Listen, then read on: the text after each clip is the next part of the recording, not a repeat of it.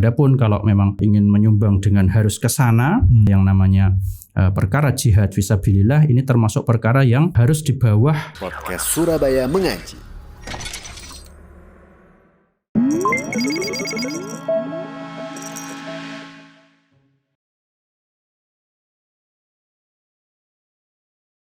Bismillah, Assalamualaikum warahmatullahi wabarakatuh. Alhamdulillah, wassalatu wassalamu ala rasulillah. Teman-teman sekalian, selamat datang kembali di podcast Surabaya Mengaji. Masya Allah, di podcast ini kita akan memperbincangkan seputar tema-tema menarik dari segi syariat dan akan diperbincangkan oleh bersama narasumber kita di episode kali ini, yaitu Ustadz Muhammad Azhari. Assalamualaikum Ustadz. Waalaikumsalam warahmatullahi. Alhamdulillah sehat Ustadz. Alhamdulillah sehat. Alhamdulillah. Tapi Ustadz, kita berbicara tentang topik yang sedang hangat ini Ustadz, terkait saudara-saudara kita yang ada di Palestina yang saat ini tertimpa musibah Ustaz. Jadi mungkin bisa dipaparkan kepada kita semua Ustaz dan kepada pendengar atau yang menyimak podcast ini, sikap kita yang tepat untuk menyikapi problematika ini atau apa yang terjadi di Palestina itu bagaimana Ustaz? Apakah kita mengirim bantuan ataukah kita harus terjun ke sana atau bagaimana Ustaz? Iya, sikap kita yang paling dasar, ya minimal, ya paling dasar wajib bagi setiap muslim adalah mendoakan.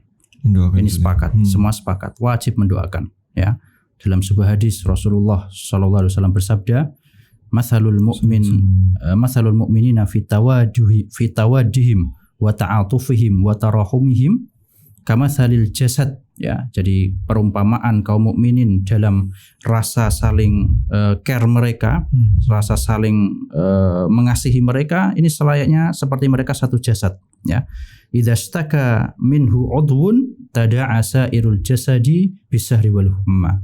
Ketika ada satu jasad yang sakit, maka seluruh badan akan merasa sakit dan akan begadang, nggak bisa tidur. Misalnya sekarang kita sakit gigi misalnya, ya, atau tangan kita yang sakit, maka seluruh badan ini akan berusaha gimana caranya biar tanganku nggak sakit kan gitu, ya. Mulut mungkin akan berdoa, ya, kemudian kaki akan melangkah ke apotek cari obat kan seperti itu, tangan mungkin akan pijat-pijat. Jadi seluruh anggota badan ini, meskipun anggota badan ini nggak sakit, yang sakit cuma tangan saja, tapi mereka care, mereka peduli untuk bagaimana caranya biar cepat sembuh. Ya, begitu pula kita sebagai saudara sesama Muslim, ya, ketika melihat saudara-saudara kita di sana, ya, rakyat Palestina dan sebagainya, ini minimal adalah mendoakan. Ya, jadi kalau memang kita mungkin belum bisa memberikan sumbangsih dari segi jiwa maupun materi, ya, maka minimal adalah dengan doa. Ya, dan juga ketika kita mendoakan saudara-saudara kita, ini hakikatnya kita doa untuk diri sendiri.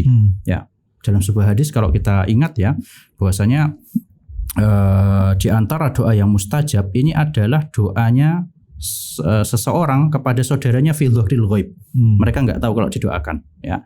Dan malaikat yang ada di sampingnya akan mengatakan apa? Walaka bimisl, ya. Dan semoga kamu juga dapat seperti itu. Ketika kita berdoa, ya Allah, Allahumma anji al-mustad'afina minal muslimina fi Filistin. Ya Allah, selamatkanlah orang-orang yang lemah dari kalangan kaum muslimin di Palestina. Maka malaikat di samping kita walaka bimitsal, dan semoga kamu juga akan diselamatkan. Ya, ketika kita berdoa, ya Allah, sembuhkanlah sakit mereka, malaikat di samping kita berdoa juga, semoga kamu juga sembuh penyakitmu, kan seperti itu. Ya, jadi nggak ada kata apa ya, eman-eman atau rugi. Wah, daripada doakan saudaraku mending doa buat aku sendiri kan gitu. Tidak, ya. Ketika kita mendoakan mereka, Allahumma hqin dima'ahum, ya Allah jagalah darah mereka. Allahumma hfadz amwalahum, ya Allah jagalah harta mereka, ya.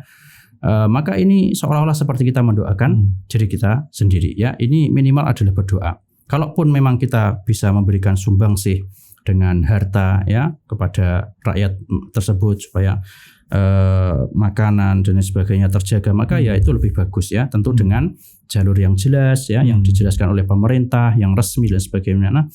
Ini tentu bagus, ya. Adapun kalau memang ingin menyumbang dengan harus ke sana, maka tentu ini harus melalui pemerintah, ya, karena yang namanya perkara jihad fisabilillah ini termasuk perkara yang harus di bawah pemerintah.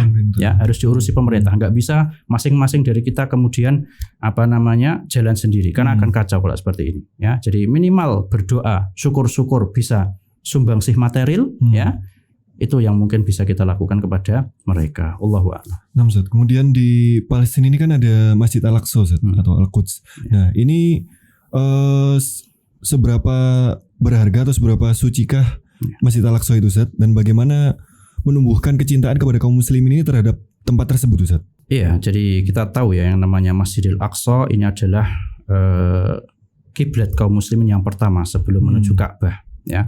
Kemudian juga itu adalah tempat mi'rajnya Nabi SAW menuju langit, ya. Dan juga berada di Syam. Kita ketahui ya bahwasanya yang namanya Syam itu adalah Ardul Anbiya, ya. Banyak para nabi diutus di sana. Dan juga kita ketahui bahwasanya Masjidil Aqsa adalah salah satu masjid yang kita dibolehkan untuk syaddur rihal. Tadi ya sudah dijelaskan untuk beribadah di sana. Dan juga salah satu masjid yang sholat di dalamnya ada pelipat gandaan pahala, ya. Cuman berapa dilipat gandakannya ini yang di sana ada beberapa riwayat, di antaranya ada yang sahih dan dhaif, ya. Cuman intinya sholat di sana lebih afdol dibandingkan sholat di masjid pada umumnya.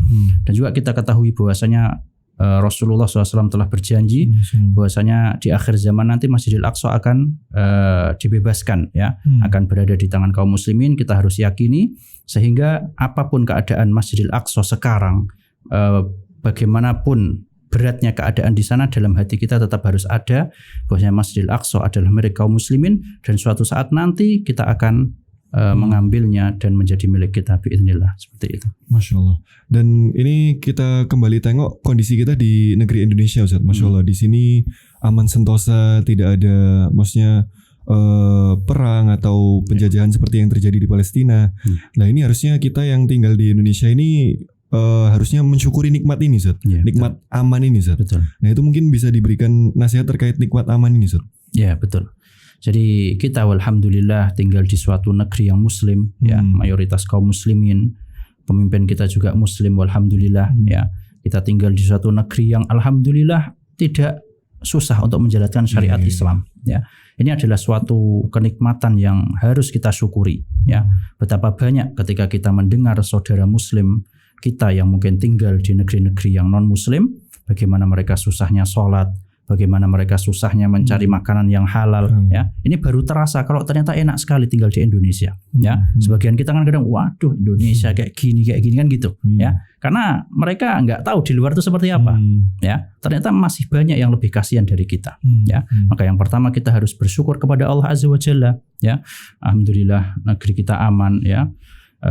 Bersyukur dengan hati, ya, bahwasanya seluruh keamanan ini, seluruh kenikmatan yang ada di negeri ini itu berasal dari Allah Azza wa Jalla.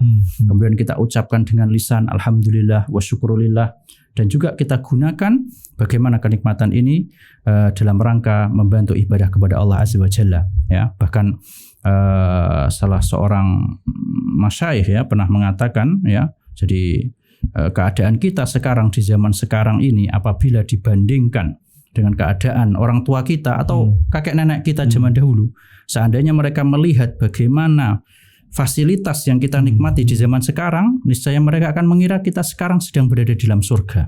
Saking bedanya, ya. Tentu ini mengharuskan bagi kita untuk bersyukur, ya.